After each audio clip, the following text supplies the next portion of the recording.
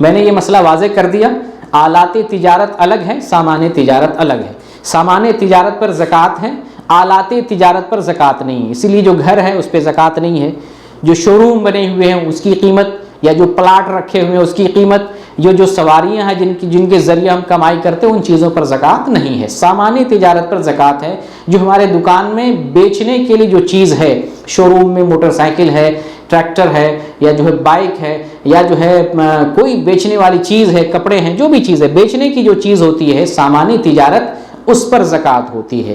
اور اس سلسلے میں حدیث آتی ہے، ابو داؤد کے اندر ایک حدیث ہے، حضرت سمرہ رضی اللہ تعالیٰ عنہ بیان کرتے ہیں کہ نبی کریم صلی اللہ علیہ وسلم نے ہمیں اس مال میں زکوٰۃ دینے کا حکم دیا ہے، یا حکم دیا کرتے تھے جس کو ہم خرید و فروخت کے لیے تیار کرتے ہیں۔ یہ ابو داؤد کی حدیث 1562 نمبر کی، اس کو بعض محدثین نے ضعیف قرار دیا ہے۔ یہ حدیث صحیح نہیں جو کہتے ہیں شیخ زبیر علی زئی ہیں، شیخ البانی ہیں، لیکن بعض دیگر محدثین اس حدیث کو قابل حجت مانتے ہیں، جن میں شیخ ابن باز ہیں اور ابن عبد البر ہیں، یہ حدیث کو حسن قرار دیتے ہیں۔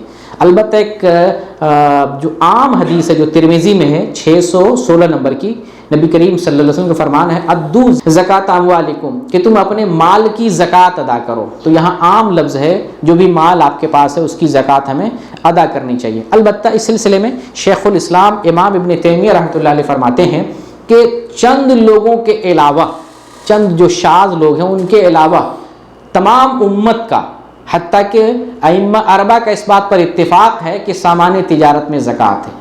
یعنی یہ متفق علیہ مسئلہ ہے، صریح دلیل نہیں ہے لیکن اس پر اجماع ہے۔ جیسے کہ ابن منذر نے اس معاملے میں اجماع نقل کیا ہے کہ اہل علم کا اس پر اجماع ہے کہ سامان تجارت میں زکوٰۃ ہے۔ ٹھیک ہے، یہ اجماعی مسئلہ ہے، سامان تجارت میں زکوٰۃ دینا۔ اب سامان تجارت میں زکوٰۃ کیسے دینا ہے؟ ہمارے پاس ایک دکان ہے، جیسے پرچون کی دکان ہے یا کپڑے کی دکان، مثال کے طور پہ کپڑے کی دکان ہے، تو جس دن ہم نے دکان لگائی، سامان لا کر رکھا، اس دن سے کیلکولیٹ کریں گے، جب سال مکمل ہوگا تو اس دکان میں جتنا سامان ہے اس کی قیمت ہم کیلکولیٹ کریں گے کہ اس کی کتنی قیمت بنتی ہے۔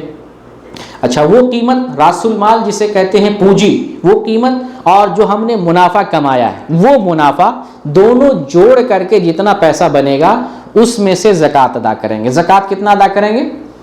40واں حصہ۔ ابھی جو روپے پیسے کی زکوٰۃ بتائیں نا آپ کو، وہی جو ہے یہاں پر بھی نظام لگائیں گے، 40واں حصہ نکالیں گے یا 2.5 2.5% نکالیں گے، 40واں حصہ زکوٰۃ نکالیں گے۔ تو سامان تجارت میں جو راس المال ہے پونجی، اس کو بھی جوڑیں گے، اور جو منافع ہمارے پاس ہے یا جو کہیں سے آمدنی آنی ہے، پیسہ جو ہے رکا ہوا ہے، سامان ہم نے بیچ دیا، پیسہ رکا ہے، کسی سیٹ کے پاس ہے، کاروباری کے پاس ہے، یا کوئی آدمی ادھار خرید کے لے کے گیا ہے، ہاں اگر ایسا ادھار ہے جو ڈوبنے کے لائق ہے تو اس کو چھوڑ دیں، لیکن جس کی امید ہے آنے کی، ان سب کا حساب لگا کر سال میں ایک مرتبہ زکوٰۃ ادا کرنی چاہیے۔ یہ سامان تجارت کا مسئلہ تھا۔